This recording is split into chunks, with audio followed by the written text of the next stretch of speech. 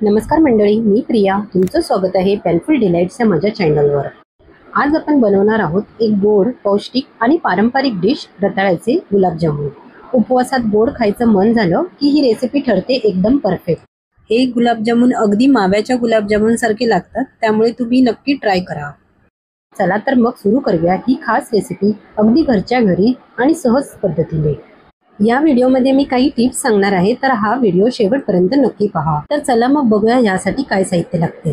2 मध्यम आकाराचे रताळे, 1 कप साखर, अर्धा कप मिल्क पावडर, पाव चमचा वेलची पावडर, चिमूटभर सोडा, केसर, 1.5 कप पाणी आणि तळण्यासाठी तेल. सर्वात प्रथम रताळे उकळून घ्यायचे आहेत. मी 2 मध्यम आकाराचे रताळे पाण्यामध्ये उकळून घेतले आहेत. उकळलेले रताळे थंड झाल्यावर त्याची साल काढायची आहे आणि त्यानंतर ते किसणीने बारीक किसून घ्यायचे आहे. रताळे चांगले किसून घ्यायचे आहे, जेणेकरून त्यामध्ये रताळ्याचे छोटे पार्ट्स राहिले नाही पाहिजे.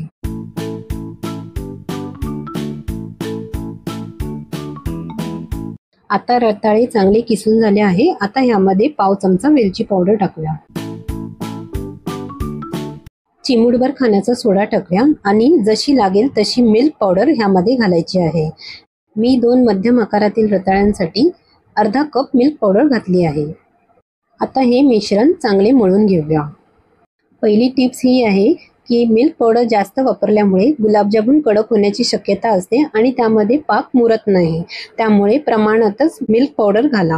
हे मिश्रण चिकट असले पाहिजे, तरच त्याचे गुलाबजामुन मऊसूत होतात आणि पाक आतमध्ये मुरतो.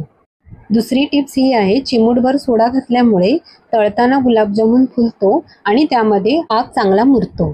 जर सोडा घातला नाही तर गुलाबजामुन फुलत नाही आणि पाकही आतमध्ये मुरत नाही, त्यामुळे गुलाबजामुन थोडा कडक लागतो. जर जास्त प्रमाणात मिल्क पावडर टाकून हे मिश्रण कोरडे राहिले तर ह्यामध्ये 1 छोटा चमचा दूध टाकून चांगले मिश्रण मळून घ्यायचे. आता हे मिश्रण चांगले मळून झाले आहे. आपण ह्याला 15 मिनिटांसाठी झाकून ठेवूया.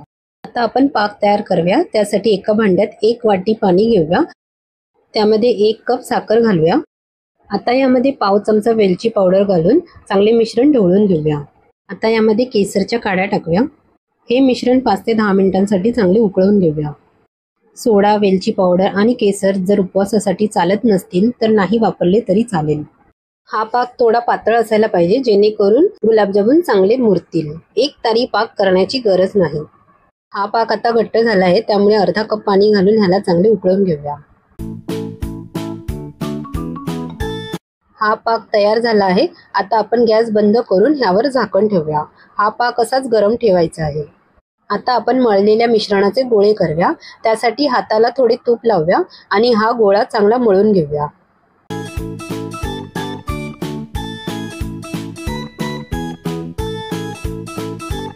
मी इथे एका छोट्या चमच्याचा वापर करणार आहे, जेणेकरून सगळे गोळे एक समान होतील.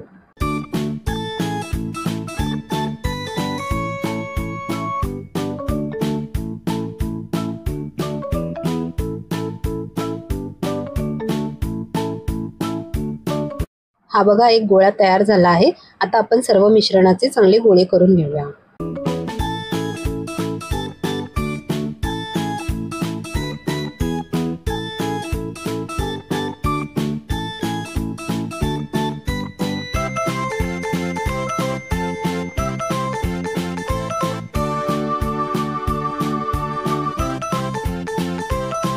आता आपण हे छोटे गोळे तेलामध्ये तळूया. आता हे गोळे मंद आचेवरती चांगले तळून घ्यायचे आहेत. गुलाबजामुन तळताना थोडेच गुलाबजामुन पहिले तळायचे आहेत आणि नंतर थोडे तळायचे आहेत. तेल जास्त तापल्यास गुलाबजामुन पटकन ब्राऊन होतील, पण आतून कच्चे राहतील. त्यामुळे कमी आचेवरती हळूहळू तळायचे आहेत.